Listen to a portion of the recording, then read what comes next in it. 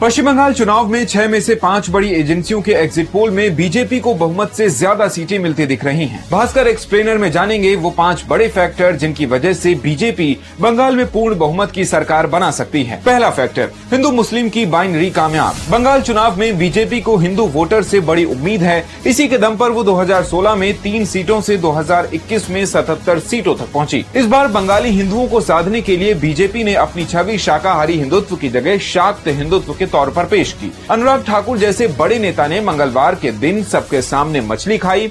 कुछ बीजेपी उम्मीदवारों ने मछली के साथ जुलूस भी निकाला। दरअसल 29 मार्च को ममता बनर्जी ने पुरुलिया में कहा था कि बीजेपी अगर सत्ता में आई तो वे मछली, मांस और अंडा नहीं खाने देंगे। इसी के काउंटर में बीजेपी ने माछे भाते बंगाली की इमेज बनाई और संदेश दिया कि उनका हिंदुत्व बंगाल की मिट्टी और थाली के अनुकूल है। बीजेपी ने टीएमसी सांसद सयानी घोष के उस गीत को काली बनाम काबा की लड़ाई के रूप में पेश किया जिसमें उन्होंने गाया था, माझी हेला करिस ना छेड़े दे नौकाय आमी जाबो मदीना।